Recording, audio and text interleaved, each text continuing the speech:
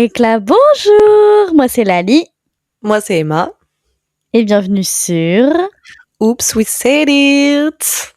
J'ai remarqué un truc, c'est que mon roulement de R, en fait, il fait partie du titre maintenant. En fait, il vient tellement naturellement, et c'est même pas rouler le R, c'est que je le roule dans ma gorge, je sais pas pourquoi, mais il vient tellement naturellement que j'ai décidé de le garder, en fait.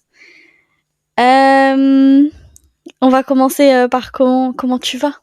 Bah écoute, ça va super et toi? Bah, ça va, très faible, très fatigué, mais ça va. Ouais, c'est compréhensible, il est beaucoup trop tôt pour tourner. Il est beaucoup trop tôt. On va pas tarder à se mettre dans le vif du sujet parce que on va pas tourner 3 ans autour du pot. Est-ce que juste avant ça, t'as quelque chose à me raconter? Non. Je crois pas. J'ai sûrement des trucs à te raconter, hein, mais j'ai zappé et je suis trop faible, Il trop est trop tôt. fatiguée. Il est trop tôt. Mon cerveau, il a pas encore assez mûri. C'est ok. Non plus. Je pense qu'on peut directement passer dans l'explication de l'épisode d'aujourd'hui. Donc épisode d'aujourd'hui, petit épisode horreur. Enfin, on n'est pas vraiment dans un mood horreur, mais on va parler de tueurs en série. On a choisi 3 tueurs chacune. Alors vous verrez, mes histoires et celles de Emma sont relativement différentes au niveau de la longueur, mais c'est OK. On n'a pas travaillé de la même façon et moi j'ai fait un truc à rallonge et elle a fait un truc, très efficace, mais beaucoup plus court. Du coup, vous allez penser que je parle 3 fois plus qu'elle et j'espère que c'est OK. J'espère que ça va pas être problématique et je pense qu'on peut dive in directement et je te propose de commencer vu que c'est à ton tour de commencer. Eh ben, ça me fait plaisir. Alors, oui, juste, j'ai modifié des trucs un peu à la dernière minute. Du coup, j'ai pas relu exactement tout, mais ça devrait être compréhensible. Bref. Alors, je vais vous raconter l'histoire de Dorothée Puente. Alors, je sais pas si ça se dit Dorothea ou Dorothée. Pardon, au cas où, mais voilà. L'histoire de Dorothée Puente est l'une de celles qui mettent vraiment mal à l'aise, parce qu'elle ne ressemble pas du tout à l'image classique d'un tueur en série. Quand on la voit, on imagine une grand-mère gentille, un peu stricte mais bienveillante, et tient une pension à Sacramento. Dans une grande maison où elle accueille des personnes vulnérables, des personnes âgées, des handicapés, des gens seuls qui ont nulle part où aller. Sur le papier, c'est presque une œuvre sociale. Mais derrière cette façade rassurante, il y a quelque chose de beaucoup plus sombre. Dorothée Puente choisit ses pensionnaires avec soin. Ce ne sont pas des gens entourés, ni des personnes qui seront rapidement recherchées. Une fois installée chez elle, elle prend le contrôle de leurs finances, souvent leurs aides sociales ou leurs pensions. Et petit à petit, ces gens disparaissent. Sa méthode est froide et calculée. Elle empoisonne ses victimes, souvent avec des somnifères mélangés à de la nourriture. Pas de violence visible, pas de cris, juste une mort lente et silencieuse. Ensuite, elle enterre les corps, directement dans son jardin. Pendant ce temps, elle continue d'encaisser leur argent, comme si de rien n'était. Ce qui est terrifiant, c'est qu'elle ne montre presque aucune émotion. Elle vit au-dessus des corps, elle reçoit du monde, discute avec les voisins, elle peut même plaisanter avec la police sans éveiller les soupçons. Elle joue parfaitement son rôle. Tout commence à s'effondrer lorsqu'un travailleur social s'inquiète de la disparition d'un pensionnaire. La police commence à creuser, littéralement, dans son jardin. Il découvre des restes humains. Et là, tout s'enchaîne. Dorothée est arrêtée, mais même à ce moment-là, elle garde son calme. Elle nie, minimise, manipule. Pourtant, les preuves s'accumulent. Plusieurs corps, tous liés à elle. Au final, elle sera reconnue coupable de plusieurs meurtres. On estime qu'elle a tué au moins 9 personnes, même si certains pensent qu'il pourrait y en avoir plus. Ce qui fascine les criminologues dans son cas, ce n'est pas seulement les meurtres, mais sa personnalité. Elle n'a pas le profil du tueur impulsif ou violent. Elle est patiente, organisée, presque invisible. Elle exploite la confiance, la solitude et la vulnérabilité. Elle transforme une image rassurante, celle d'une grand-mère accueillante, en une arme. Et c'est ça, au fond, le plus dérangeant dans son histoire. Elle ne faisait pas peur au premier regard, mais plus précisément parce qu'elle a pu tuer aussi longtemps. Tadam. Et en fait, il y a un truc que je remarque, c'est que moi, genre dans la rue ou quoi, j'ai grave pas peur des mamies. Genre, t'es compatissante envers les mamies? Non, non, mais attends, c'est genre, par exemple, si je me retrouve dans la rue un soir, tu vois, il fait nuit et tout, genre, si je croise une mamie, je vais jamais me dire, elle peut me faire quelque chose. Ouais. Parce qu'on sait trop, on a trop cette vision de, c'est comme les femmes. Moi, j'ai pas peur des femmes. Dans la rue, si il est 2 heures du matin, il y a une femme qui marche derrière moi, pour moi, c'est ok. Par contre, il y a un homme. Là, je prends peur, tu vois. Mais une mamie ou une femme, genre, j'ai trop pas peur parce que au final, ça fait pas peur. Alors que franchement, il y en a qui tuent. Mais tu sais que, genre, en fait, moi, j'ai le truc de demain, je croise une mamie, imaginons, elle va me faire du mal, je cours. Est-ce qu'elle va me rattraper même? Eh, deux, Mais je trois pense que droites. c'est pas leur mode opératoire justement parce qu'elles savent que là, elles sont pas en et encore Granny, meuf. Granny, Mais, elle te course après, y a pas de souci quoi. mais elle, c'est un peu mon cauchemar, donc c'est bon. Mais ça m'a traumatisé toute mon enfance, Granny. Je comprends, on est deux. Non mais ouais, ce que je veux dire, c'est que des mamies qui ont des bonnes apparences et tout, tu te douterais jamais que il y a des corps dans son jardin, tu vois. Alors qu'au final, ben, ça nous prouve vraiment qu'on connaît jamais les gens. Méfiez-vous de tout le monde. Voilà. Sur ce, on va passer à la prochaine histoire. L'histoire de Hervé Glattman. Hervé Glattman naît en 1927 dans le Bronx, aux États-Unis. Très tôt, son comportement interpelle. Enfant solitaire, il développe déjà des troubles émotionnels importants et une relation problématique avec les autres. À l'adolescence, il commence déjà à manifester des tendances inquiétantes, notamment une fascination pour le contrôle, la domination et la mise en scène. Il est souvent décrit comme socialement maladroit, incapable d'entretenir des relations normales, en particulier avec les femmes. Durant sa jeunesse, il accumule les délits mineurs, notamment des vols et des comportements intrusifs. Mais surtout, il développe progressivement une obsession pour les images de femmes ligotées ou dominées. Cette fixation qui s'inscrit dans ses fantasmes de pouvoir et de contrôle devient centrale dans sa psychologie. Après un passage dans l'armée et plusieurs démêlés avec la justice, il s'installe finalement en Californie où ses pulsions vont prendre une tournure criminelle bien plus grave. Dans les années 50, à Los Angeles, Glattman met en place un mode opératoire particulièrement calculé. Il se fait passer pour un photographe professionnel, prétendant travailler pour des magazines ou des agences. Il approche de jeunes femmes, souvent mannequins ou aspirantes actrices, en leur proposant des séances photos rémunérées. Cette couverture lui permet de gagner leur confiance et de les isoler sans éveiller immédiatement leurs soupçons. Une fois seul avec ses victimes, il bascule dans son rituel. Il les ligote sous prétexte de prise de vue artistique, puis impose une situation de domination totale. Ces crimes sont marqués par un besoin obsessionnel de contrôle, souvent accompagné de mise en scène photographique. Il capture des images de ses victimes dans des positions de contrainte, ce qui correspond à ses fantasmes anciens. Ces victimes connues, généralement des jeunes femmes, choisies pour leur vulnérabilité relative et leur désir de réussir dans le milieu artistique. Parmi elles, on compte notamment Judith Dull, Charlie Ann Bridgerford et Ruth Mercado.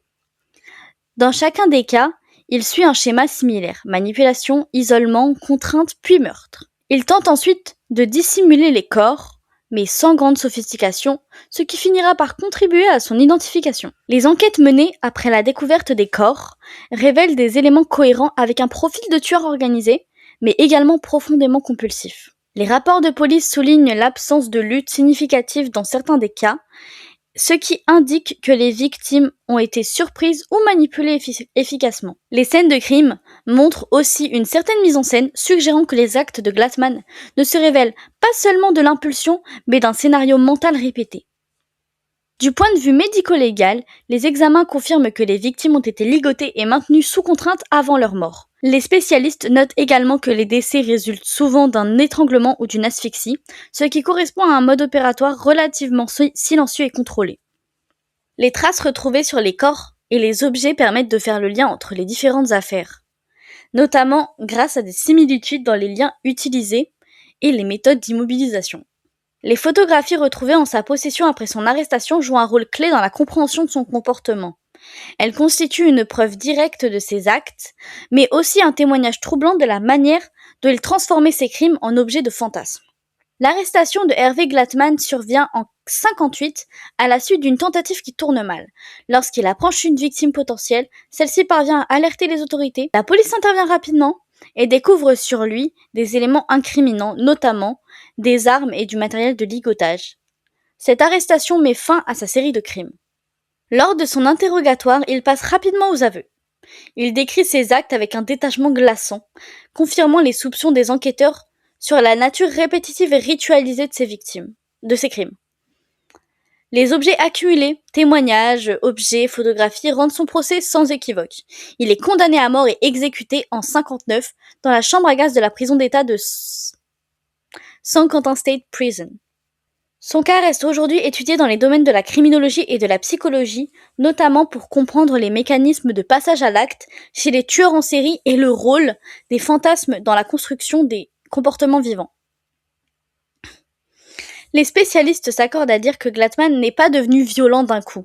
Son parcours montre une escalade progressive ancrée dans des fantasmes anciens. Dès l'adolescence, il développe une excitation liée à la domination et à la contrainte. En criminologie, on parle souvent de fantasmes paralyphiques structurants, c'est-à-dire des scénarios mentaux répétés qui deviennent indispensables à l'excitation. Chez lui, ces fantasmes ne restent pas imaginaires, ils évoluent vers ce que les experts appellent une mise en acte, où la personne cherche à reproduire concrètement ses scénarios internes. Ce passage à l'acte est facilité par son isolement social et son incapacité à établir des relations effectives normales. Pour les criminologues, ces crimes ne sont pas motivés par la colère ou le gain, mais par un besoin profond de vivre ces fantasmes dans la réalité. Hervé Glatman est souvent classé dans la catégorie des tueurs organisés, un concept popularisé plus tard par les profilers du FBI. Cela signifie qu'il planifie ses actes, choisit ses victimes avec soin et met en place une stratégie pour éviter d'être détecté. Son utilisation d'une fausse identité de photographe est un exemple typique de manipulation intelligente. Il comprend vite les aspirations de ses victimes et s'en sert pour les piéger. Ce type de comportement indique un individu capable de fonctionner normalement en société, en apparence, tout en menant une double vie. Cependant, les experts notent aussi des failles. Il conserve des preuves, répète ses méthodes et prend des risques croissants. Cela correspond à un phénomène connu. Plus un tueur agit, plus il devient confiant et donc imprudent. Un élément clé dans l'analyse criminologue de Glatman est la mise en scène. Les photos qu'il prend ne sont pas des accessoires, elles sont au cœur de son processus. Les criminologues parlent ici de rituels, c'est-à-dire une série d'actions répétées qui ont une valeur psychologique forte pour le tueur. Dans son cas, le rituel inclut la manipulation, se faire passer pour un photographe, la contrainte, ligoter la victime, la capturer visuellement, puis la tuer.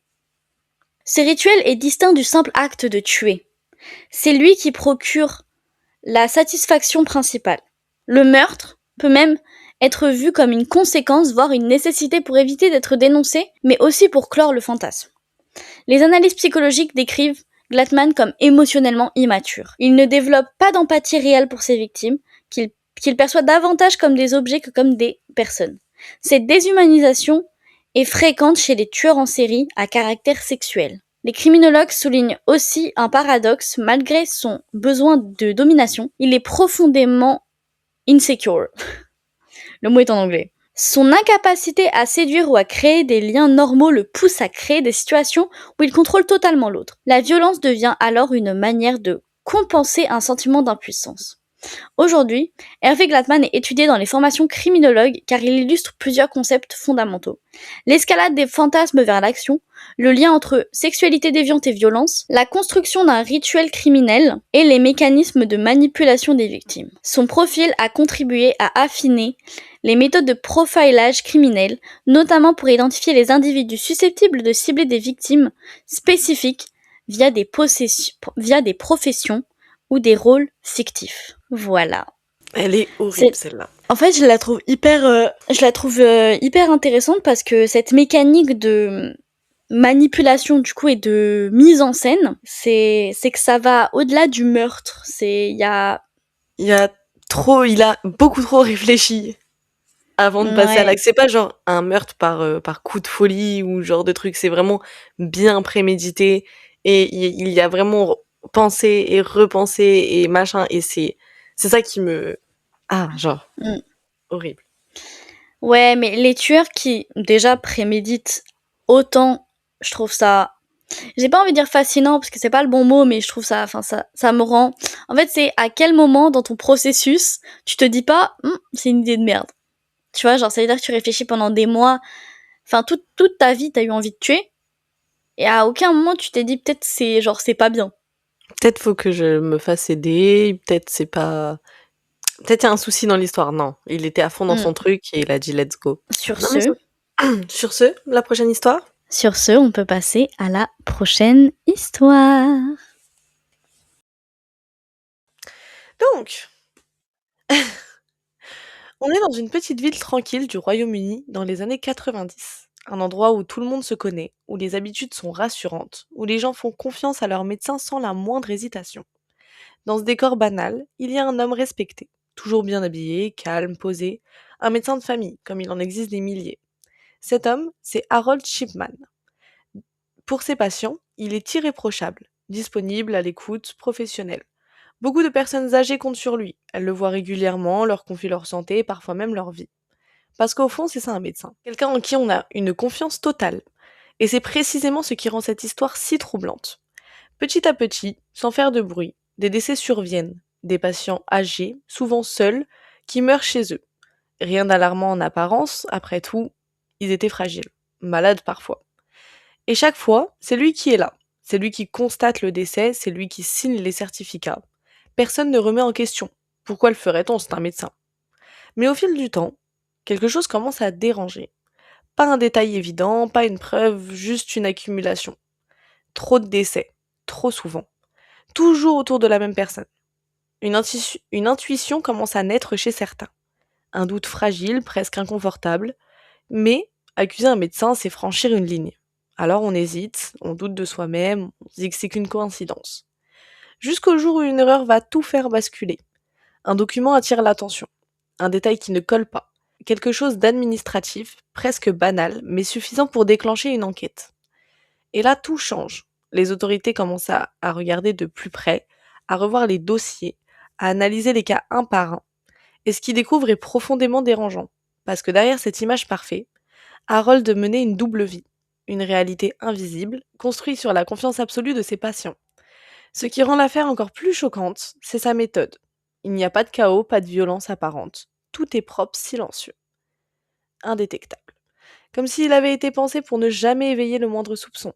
Quand il a finalement été arrêté en 1998, c'est un choc immense. Pas seulement pour les familles, mais pour tout le pays. Parce que si même un médecin peut cacher quelque chose comme ça, alors à qui peut-on faire confiance? Le procès révèle l'ampleur de l'affaire, bien plus vaste que ce qu'on imaginait au départ. Et surtout, il met en lumière un système qui n'était pas préparé à suspecter quelqu'un dans une position aussi respectée. Au final, Harold Sherman est condamné à la prison à vie. Mais l'impact dépasse largement la condamnation. Des règles sont changées, des contrôles renforcés, et une question reste dans tous les esprits. Comment quelqu'un d'aussi normal a-t-il pu agir si longtemps sans être arrêté? Donc en gros, c'est un médecin qui utilisait toutes sortes de médicaments pour empoisonner ses patients jusqu'à la mort, et comme en général il était plus proche de personnes très fragiles au niveau de la santé vu que c'était des personnes âgées, et ben je crois qu'il a fait genre une bonne cinquantaine de meurtres. Maintenant, on va passer à l'histoire de, alors, Gary Ridgway, surnommé le Green River Killer, est l'un des tueurs en série les plus prolifiques, je ne connaissais pas ce mot, de l'histoire des États-Unis. Né en 1949 dans l'État de Washington, il grandit dans un environnement familial profondément dysfonctionnel. Sa mère, autoritaire et humiliante, exerce sur lui une domination psychologique marquée, tandis que son père reste effacé. Très tôt, Gary développe une confusion entre sexualité, honte et violence. À l'adolescence, il présente déjà des comportements inquiétants, notamment une fascination pour les femmes qu'il perçoit comme impures. C'est un truc que j'ai remarqué dans pas mal des tueurs que j'ai étudiés afin de choisir ceux que j'allais mettre dans cette vidéo. C'est qu'ils ont souvent un rapport aux femmes très particulier. Tu sais, que ce soit leur mère ou que ce soit sexuel ou que ce soit... Enfin, il y a toujours un rapport à la femme. Enfin, en tout cas, c'est très souvent. Après, moi, j'en ai pris beaucoup qui ont des des tendances sexuelles particulières. Bon allez, on continue. Ainsi qu'un mélange de désir et de mépris à leur égard. Son intelligence étant jugée dans la moyenne basse, il éprouve des difficultés scolaires et sociales, ce qui renforce énormément son isolement. Avant même de devenir meurtrier, il commet des actes inquiétants, dont une agression au couteau sur un jeune garçon. Sa vie adulte semble extérieurement banale. Il travaille comme peintre de camions, se marie plusieurs fois et fréquente assidûment l'église. Pourtant, derrière cette façade, ses pulsions violentes et sexuelles deviennent de plus en plus envahissantes, notamment à travers une obsession pour les prostituées qu'il considère à la fois comme des objets de désir et à la fois comme des cibles légitimes. Ce qui conduit Ridgway à devenir un tueur en série est un mélange de facteurs psychologiques, sociaux et sexuels. Il développe une haine profonde envers la femme. Ça aussi, c'est un gros truc, la haine envers la femme. En particulier, celle qu'il associe à la prostitution, qu'il accuse de salir la société en alimentant ses propres fantasmes. Cette contradiction interne, désir intense et mépris violent, constitue le moteur principal de ses crimes. Il décrit lui-même un besoin de contrôle absolu qu'il ne parvient à satisfaire que par la domination et la mort. Ça aussi, gros truc, le pouvoir, la domination. Pouvoir, c'est un truc que j'étudie beaucoup en ce moment et Emma, elle le sait. C'est comment les gens ils montrent leur pouvoir sur les autres. Et c'est vrai qu'il y en a beaucoup qui le font par le meurtre, et c'est d'ailleurs souvent ce qui se passe. Le meurtre, c'est souvent pour assouvir une soif de pouvoir et de contrôle sur les gens. Bah lui, c'est ce qu'il a fait. Il supportait pas les prostituées et en même temps, il les désirait. Donc au final, il les a tués. Il décrit lui-même un besoin de contrôle absolu qu'il ne parvient à satisfaire que par la domination et la mort. Contrairement à certains tueurs motivés par des impulsions soudaines, Ridgway agit de manière méthodique et répétitive, trouvant dans le meurtre une forme de routine. Sa capacité à mener une double vie est frappante. Il continue à travailler, à entretenir des relations et paraître ordinaire, tout en commettant des crimes d'une extrême violence. Son apparente banalité a longtemps contribué à détourner les soupçons, ce qui lui a permis d'opérer pendant des années sans être arrêté. Son histoire me fait un peu penser à Jack l'Éventreur, tu sais, dans le truc de tuer des prostituées et tout ça. Les crimes de Ridgway s'étendent principalement dans les années 1980 et au début des années 2000, avec un pic d'activité en 82 et 84. Enfin, à 84 du coup. Il avoue finalement 49 meurtres, bien que le nombre réel soit probablement plus élevé. Son mode opératoire est relativement constant. Il cible des femmes vulnérables, souvent des prostituées ou des fugueuses, qu'il aborde en voiture sous prétexte de relations sexuelles tarifées. Une fois isolées, il les étrangle généralement avec les mains, dans ou près de son véhicule. Il transporte ensuite les corps dans des zones boisées ou isolées, notamment autour de la Green River, ce qui lui donnera plus tard son nom. Ridgway retourne parfois sur les lieux pour avoir des rapports sexuels avec les corps. Donc en plus, nécrophilie. Y'a rien qui va. Il organise ses dépôts de manière stratégique, parfois en regroupant plusieurs victimes, ce qui complique le travail des enquêteurs. Ces victimes partagent souvent des profils similaires. Jeunes femmes marginalisées, souvent ignorées par la société, ce qui contribue à retarder l'ampleur de l'enquête. Ridgway se montre également prudent. Il modifie ses habitudes, nettoie son véhicule et évite les risques inutiles, ce qui le rend particulièrement difficile à identifier. Les rapports de police et de médecine légale concernant les victimes révèlent une violence à la fois brutale et répétitive. Les autopsies indiquent majoritairement une mort par strangulation, avec parfois des traces de ligature ou de pression prolongée. Dans plusieurs cas, les corps présentent des signes de déplacement post-mortem et de décomposition avancée, ce qui rend l'identification difficile. Les médecins légistes notent également des indices de rapports sexuels post-mortem pour certains corps, confirmant les aveux ultérieurs de Ridgway. Les enquêteurs confrontés à la découverte de nombreux corps dans des zones boisées décrivent des scènes particulièrement troublantes, restes d'humains dispersés, vêtements abandonnés et indices suggérant une certaine mise en scène des dépôts. Malgré la quantité de preuves, l'enquête se heurte pendant longtemps à un manque de lien direct avec un suspect précis. Ce n'est qu'avec les progrès de l'ADN en 90 que des éléments biologiques permettent de relier Ridgway à plusieurs victimes, transformant enfin des soupçons en preuves tangibles. L'arrestation de Ridgway intervient en 2001. Après près de 2 décennies d'enquête, les avancées en analyse ADN jouent un rôle décisif. Des échantillons prélevés sur certains corps correspondent à son profil génétique. Il est interpellé sans résistance et face aux preuves accablantes finit par coopérer avec les autorités. En échange de l'abandon de la peine de mort, il accepte de plaider coupable, de révéler l'emplacement de plusieurs corps, permettant à des familles d'obtenir des réponses longtemps attendues. Lors de ses aveux, il décrit ses crimes avec une froideur déconcertante, sans véritable expression de remords. En 2003, il est condamné à la prison à vie, sans possibilité de libération conditionnelle. Son cas reste aujourd'hui emblématique non seulement par le nombre de victimes, mais aussi par sa capacité à passer inaperçu pendant si longtemps, incarnant l'image troublante d'un homme ordinaire dissimulant une violence extrême. Les criminologues ont longtemps étudié le cas de Gary Ridgway, car il ne correspond pas totalement à l'image classique du tueur en série intelligent, manipulateur, charismatique, popularisé par la culture populaire. Au contraire, Ridgway est souvent cité comme l'un des exemples de tueurs organisés, mais plutôt banal, ce qui intrigue profondément les spécialistes. Beaucoup soulignent qu'il possédait une intelligence moyenne, voire inférieure à la moyenne, mais composée par une extrême persévérance, une personnalité pratique de son environnement et une discipline méthodique. Pour les criminologues, cela démontre que la dangerosité ne dépend pas nécessairement d'une grande intelligence, mais plutôt de la capacité à répéter un schéma efficace tout en évitant les erreurs majeures. Un concept souvent évoqué dans son analyse est celui de la double vie fonctionnelle.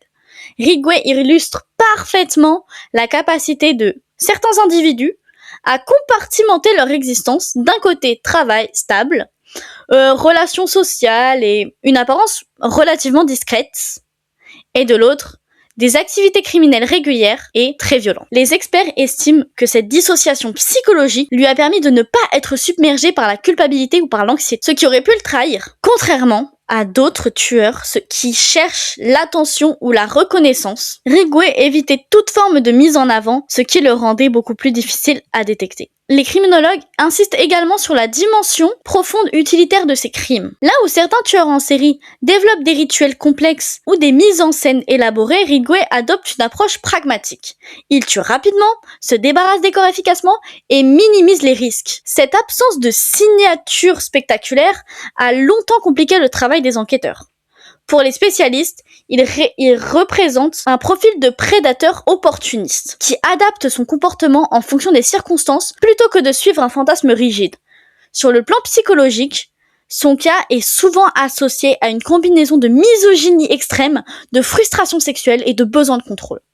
Les criminologues notent que sa haine des prostituées n'était pas simplement morale ou sociale, mais profondément enracinée dans une perception déshumanisée de la femme. Cette déshumanisation lui permettait de justifier ses actes et de réduire ses victimes à de simples objets. Certains experts parlent d'un mécanisme de rationalisation, dans lequel il se convainquait qu'il nettoyait la société, ce qui atténuait son sentiment de culpabilité.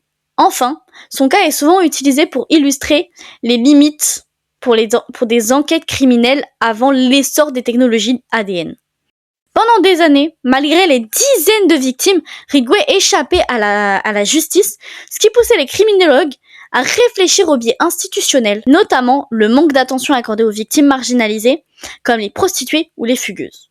Son arrestation tardive est aujourd'hui considérée comme un tournant, montrant à quel point les avancées scientifiques peuvent transformer la résolution des crimes. Pour beaucoup de spécialistes, Gary Ridgway reste un cas d'école, non pas pour son originalité, mais justement pour sa banalité terrifiante, qui rappelle que les criminels les plus dangereux ne sont pas toujours ceux que l'on imagine. Sur ce, on va passer à la prochaine histoire. Donc, je tiens à faire juste un petit disclaimer à celle-là parce que ça me tient à cœur, tout simplement, de faire un disclaimer. Je vais parler de Marc Dutroux. Pour ceux qui savent pas, je vais l'expliquer et tout, mais c'est un homme dont on parle encore beaucoup. Vous avez peut-être déjà entendu son histoire ou déjà juste de nom. Moi, je sais qu'avant d'étudier l'histoire, je le connaissais juste de nom. Et je suis pas là pour manquer de respect aux familles qui en souffrent encore et tout. Même dans tous les cas, dans toutes les histoires qu'on raconte, on est vraiment pas là pour manquer de respect. C'est juste à titre informatif. Et mais celle-là, je sais que c'est français. on en parle beaucoup. Moi, c'est quelqu'un qui a agi pas loin de là où j'habite, pas loin de là où ma mère a habité quand elle était jeune, et ma mère ainsi que ses amis ont tout simplement vécu à cette époque. Donc j'ai des petits témoignages de ma maman quand j'en ai parlé avec elle. Mais ça, je raconterai tout ça à la fin. Donc voilà, petit disclaimer, je suis pas là pour manquer de respect à qui que ce soit, je suis juste là à titre informatif et je sais à quel point cette histoire blesse encore énormément de personnes à l'heure actuelle. Voilà. Sur ce, je peux commencer. Nous sommes en Belgique, dans les années 90, un pays calme, sans histoire apparente. Des familles vivent leur quotidien, des enfants jouent dans les rues, vont à l'école, et rien ne semble annoncer ce qui va suivre. Et puis, petit à petit, quelque chose se dérègle, des disparitions. Au début, ça ressemble à des faits divers isolés. Une enfant qui ne rentre pas, puis un autre. Les jours passent, l'inquiétude grandit. Les familles lancent des appels, placardent des affiches, espèrent. Toujours cette même phrase. On l'a vu pour la dernière fois. Mais, derrière ces disparitions, il y a un homme, que personne ne soupçonne vraiment. Un homme banal, en apparence, discret, presque invisible. Cet homme, c'est Marc Dutroux. Il a déjà un passé criminel. Il a déjà été condamné pour des faits graves, et pourtant il est dehors, libre, comme si rien ne pouvait l'arrêter. Pendant que les familles cherchent, pendant que les enquêteurs accumulent les dossiers, lui, il continue sa vie. Il circule, il observe, il prépare. Tout est réfléchi. Rien n'est laissé au hasard. Ce qui rend l'histoire encore plus troublante, c'est qu'il ne vit pas en marge du monde. Il a une maison, des voisins, une vie presque ordinaire, mais derrière cette façade, quelque chose d'invisible se cache. Quelque chose que personne ne voit ou que personne ne veut voir. Les disparitions s'accumulent, les noms deviennent connus dans tout le pays. Julie, Mélissa, Anne, Sabine, Laetitia. Les médias commencent à s'emparer de l'affaire, la peur s'installe, les parents ne laissent plus leurs enfants seuls. Une tension silencieuse envahit les rues. Et pourtant, malgré les signalements, malgré les témoignages, malgré certains indices, rien ne s'arrête. Ce qui va rendre cette affaire encore plus choquante, ce n'est pas seulement ce que cet homme a fait, c'est tout ce qui aurait pu être évité. À un moment, la police perquisitionne une de ses maisons.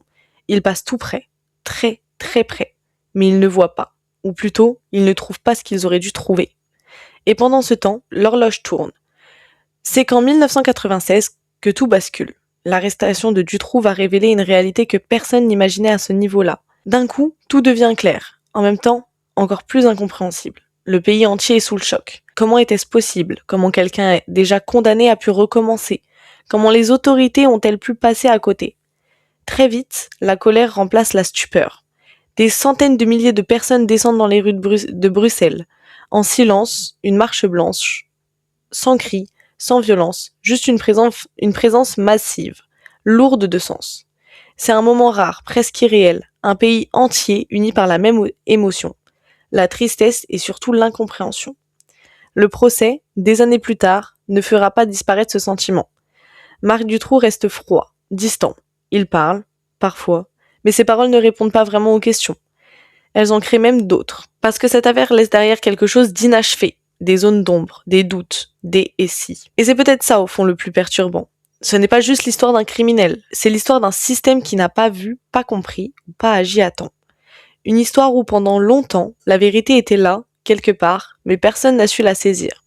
Et quand elle a éclaté, il était déjà trop tard. Dutroux est analysé dans les cadres de prédateurs sexuels organisés, avec une dimension des réseaux et de déviance extrême. Les criminologues le correspondent au profil de sexual sadist offender.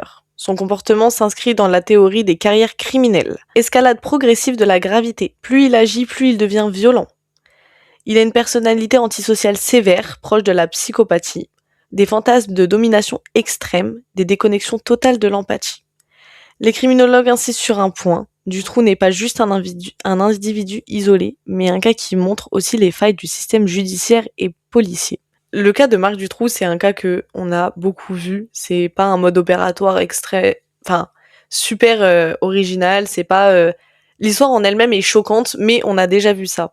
Je trouve que le plus choquant dans cette histoire, c'est à quel point les policiers n'ont rien fait. Ça veut dire qu'ils ont perquisitionné une de ses maisons, ils sont arrivés chez lui, là où il y avait, je crois, 2 petites filles cachées, Oh. qui qui étaient dans la maison au moment de la perquisition et les policiers ne les ont pas trouvées. Et elles étaient pas si bien cachées, je crois. Et ils ont juste fouillé genre en grande surface et ils sont repartis. Non, mais la justice française, surtout à l'époque, était... Moi, quand je me suis renseignée sur l'histoire, j'ai vu pas mal de vidéos et j'étais dans mon salon avec ma mère, qui m'a expliqué que tout simplement, quand quand l'histoire s'est passée, donc pour expliquer, ma maman, elle vivait entre la Belgique et la France, donc c'est vraiment... on était dans l'endroit, quoi. C'était dans l'endroit où ça se passait, ça passait aux infos tout le temps, ça passait à la radio. Et elle m'a expliqué que tout simplement, elle devait avoir 15-16 ans à l'époque, peut-être un peu plus âgée, que déjà les villes aux alentours avaient installé un couvre-feu.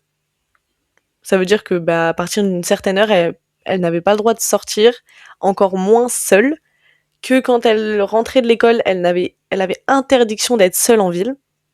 Donc ça veut dire qu'en gros, vraiment, c'était elle comme ses amis se levaient, allaient à l'école, rentraient chez elle. Il n'y avait plus le droit d'aller en ville, il n'y avait plus le droit de faire sa vie parce que c'était tellement dangereux. Et elle m'expliquait que tout le monde vivait dans la crainte, mais où il y avait tout le temps une ambiance hyper... il y avait toujours une grosse tension dans l'air, peu importe où t'allais, parce que, surtout auprès des enfants, quand tu connaissais l'histoire, de se dire, à tout moment ça peut m'arriver.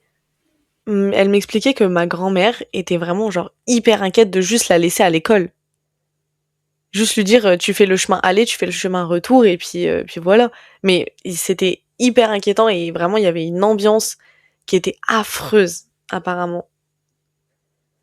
C'est le seul témoignage que j'ai eu parce que je sais que l'entourage de ma famille, c'était vraiment celle qui vivait là où ça se passait, mais un peu toute ma famille m'a décrit le truc en mode t'en entendais tout le temps parler, t'avais des comment? Tu sais, ça passait à la radio, t'avais ouais. des appels de gens qui conseillaient surtout aux enfants de vraiment rentrer chez eux. Un peu comme on a eu pendant... bon, je compare pas du tout la situation, mais quand nous, on a eu le Covid, on a eu des appels en mode on vous invite à pas sortir de chez vous, à vraiment respecter les gestes, machin. Là, c'était un peu la même chose. Mais c'était toujours être accompagné, essayer d'avoir un adulte le plus présent possible dehors, ne pas sortir après le couvre-feu. Enfin, c'était des trucs comme ça. Et c'est vraiment glauque quand elle me racontait ça, elle était encore pas bien. Genre, nous, on connaît les histoires de tueurs en série, on les étudie, même, genre, ça nous intéresse. Mais parce que nous, on n'a jamais rien vécu de tel. Genre, moi, le seul fait divers dont je me souviens avoir vécu enfin, pas vécu, mais avoir été dans le même timeline, c'est... Et je t'en ai déjà parlé parce que ça m'a marqué. C'était la disparition de Maëlys. Oui. La petite Maëlys qui a été tuée par Nordal Lelandais. Moi, elle m'a marqué pour une raison claire. Je me rappelle, mais comme c'était hier, j'étais chez le dentiste. Et c'était à l'époque où il y avait encore l'avis de recherche. Donc on n'était pas... je crois que c'était vers 2017-2018. On savait pas encore ce qui s'était passé, on savait juste qu'elle avait disparu au mariage. Je me rappelle d'une photo très claire où elle a un peu trois quarts... Enfin, j'ai cette photo dans ma tête constamment. Et il y a quelques mois, je crois que ça devait être peut-être il y a 3 mois, j'ai eu une sorte de pulsion de... Putain, il y a un truc bizarre qui se passe avec cette photo. Genre, j'avais revu une vidéo qui parlait de la petite Maëlys. Et je pense que vous connaissez l'histoire. Et je vais regarder la photo. C'est le sosie. Mais le sosie, hein, de ma sœur. De moi, ma petite sœur qui est née en... Alors, je suis une sœur indigne. Je crois qu'elle est née en 2018. Son sosie. Et ça faisait des années que j'avais ça en tête, tu vois, genre cette image de Maëlys, je l'ai jamais oubliée de toute ma vie. Je l'ai encore très frais dans mon cerveau parce que déjà à l'époque ça m'avait marqué, mais à l'époque où ma sœur était même pas encore née, hein. Ça m'avait marqué et j'ai fait le lien il y a quelques mois en me disant waouh. Ouais, c'est vrai que on en avait parlé toutes les deux quand je suis venue, je crois. Sur ce, nous allons passer à la... ouais, on va passer à la toute dernière histoire de cette vidéo. Nous allons passer à l'histoire de Charles Albright, qu'on va appeler Charles. Donc, voilà. Charles naît en 1933 au Texas et est adopté par un jeune couple. dont une mère extrêmement stricte, autoritaire et envahissante. Cette dernière exerce sur lui un contrôle quasi total, accélérant son éducation et le poussant à exceller tout en instaurant une relation ambiguë et oppressante. Très tôt, il montre des comportements troublants. Enfant, il s'intéresse à la dissection d'animaux et à la taxidermie, ce qui l'emmène à manipuler des corps et développer une certaine désensibilisation face à la mort. Malgré une intelligence notable, il obtient son diplôme très jeune. Son adolescence est déjà marquée par la délinquance. Il commet des vols, falsifie des documents et passe même par la prison dès l'adolescence. Cette double vie, entre apparence respectable et activité criminelle, deviendra une constante dans son existence. Il tente ses études liées à la médecine et à l'anatomie, ce qui est particulièrement significatif compte tenu de ses futurs crimes. Mais il échoue à se stabiliser, accumulant les fraudes et les mensonges. À l'âge adulte, il mène une vie, en apparence normale, marié, père, intégré socialement, tout en continuant ses activités illégales. Un événement clé survit en 1981 lorsqu'il agresse sexuellement une enfant, révélant une escalade vers des comportements beaucoup plus graves. Cette trajectoire mélange de fascination pour le corps, incapacité à s'intégrer durablement, pulsion sexuelle déviante et goût du contrôle. Le contrôle revient tout le temps. Vous remarquerez ? Ça constitue un terrain propice à l'émergement d'un tueur en série. Entre la fin des années 80 et 91, Charles s'attaque principalement à des travailleuses du sexe. Donc il s'attaque principalement à des travailleuses du sexe dans la région de Dallas. Ce choix n'est pas anodin. Il s'agit de victimes vulnérables, souvent isolées, ce qui correspond à un schéma classique chez les tueurs organisés. Son mode opératoire révèle une évolution. Les premières victimes sont poignardées, puis il adopte rapidement une méthode plus rapide et plus contrôlée. Il tire sur ses victimes, souvent à la tête, afin de les neutraliser efficacement. Mais ce qui rend ces crimes particulièrement singuliers, c'est sa signature. Il enlève systématiquement les yeux de ses victimes. Cette mutilation n'est pas improvisée, elle est réalisée avec une précision décrite comme quasi chirurgicale, suggérant une certaine connaissance anatomique et une obsession profondément ancrée. Cette fixation sur les yeux semble être au cœur de sa psyché criminelle. Les yeux sont souvent symboliques et associés à l'identité, à l'âme ou au regard de l'autre. Chez Charles, tout indique une volonté de posséder ou de supprimer ce regard. Certains éléments de sa jeunesse, comme son intérêt pour la taxidermie ou les manipulations anatomiques, renforcent l'idée qu'il voyait les corps comme des objets à modifier ou à collectionner. Les victimes connues, incluant notamment Mary Lou Pratt, Susan Peterson et Shirley Williams, toutes retrouvées dans des conditions similaires, partiellement dénudées, tuées par arme à feu, puis mutilées. Une autre victime, Rhonda Bowie, est également suspectée dans une affaire similaire. Les rapports des médecins légistes jouent un rôle essentiel dans la compréhension de ces crimes. Sur plusieurs victimes, ils constatent une extraction des globes oculaires extrêmement précise, ce qui est inhabituel dans les crimes violents. Cela suggère non seulement une intention claire, mais aussi une certaine habileté technique.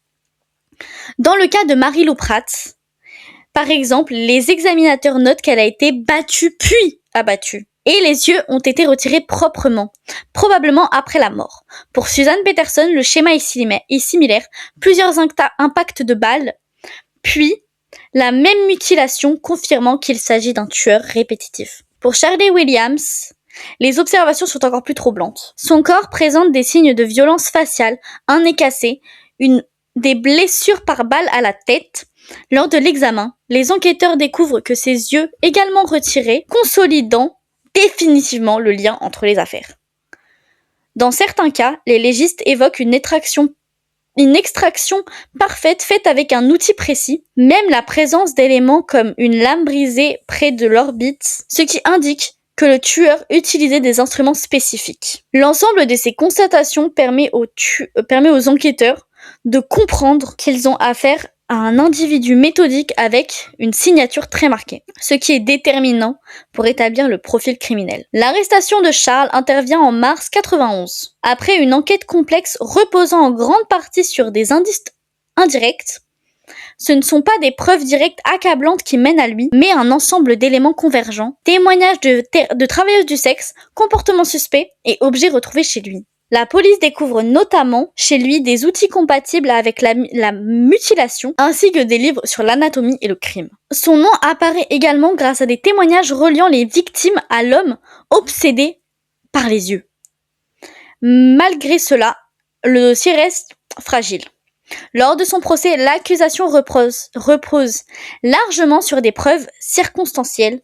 Un élément clé: des cheveux retrouvés sur une victime est présenté comme lui appartenant, mais sera plus tard remis en question. Finalement, il est reconnu coupable pour le meurtre de Shirley Williams, mais les charges concernant les autres victimes sont abandonnées faute de preuves suffisantes. Il sera condamné à la prison à vie et passera le reste de son existence incarcéré, sans jamais avouer les autres crimes dont il est fortement soupçonné. Il meurt en 2020, emportant avec lui une grande partie des réponses sur ses motivations profondes et sur le sort impact des éléments manquants, notamment les yeux des victimes qui n'ont jamais été retrouvés. Les criminologues considèrent Charles comme particulièrement atypique, en raison d'une combinaison rare entre organisation méthodique, obsession symbolique très ciblée et possible formation autodidacte en anatomie du goût. Contrairement à de nombreux tueurs en série dont les motivations sont principalement sexuelles ou liées au pouvoir, son cas est souvent étudié comme celui d'un individu dominé par une fixation fétichiste extrêmement précise, les yeux. D'un point de vue du profil criminologue, Charles est généralement classé parmi les tueurs organisés. Cela signifie qu'il planifiait ses crimes, choisissait ses victimes avec soin, souvent des travailleurs du sexe vulnérables, et évitait de laisser des traces évidentes. Les experts notent sa capacité à maintenir une apparence sociale relativement normale, tout en menant une double vie criminelle. Cette dissociation entre façade et réalité est typique des profils dits psychopathiques fonctionnels, capables de manipuler leur environnement sans éveiller immédiatement les soupçons. Ce qui fascine particulièrement les criminologues, c'est sa signature, l'ablation des yeux. Dans les analyses, cette pratique est interprétée comme une signature comportementale, plutôt qu'un simple mode opératoire. Le mode opératoire sert à commettre le crime, tandis que la signature révèle les besoins psychologiques et profonds du tueur.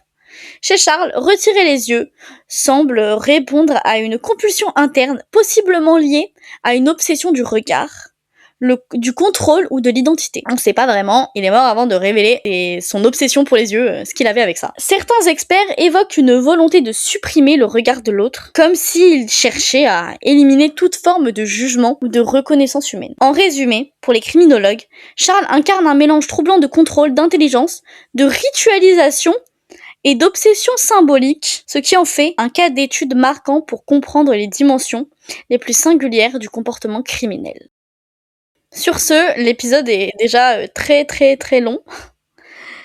Donc on espère, en tout cas le tournage, je sais pas si après le montage sera aussi long, mais on espère franchement que ça vous a plu. Nous on a kiffé. Voilà, je pense que à l'unanimité. Si ça vous plaît, n'hésitez pas à nous dire quand vous aimez les épisodes, parce que nous on peut pas savoir, et du coup on peut pas en refaire après si vous nous dites pas ce que vous aimez, on peut pas deviner. Voilà. Donc on espère que vous avez apprécié l'épisode. On vous dit à mercredi prochain. Bisous bisous.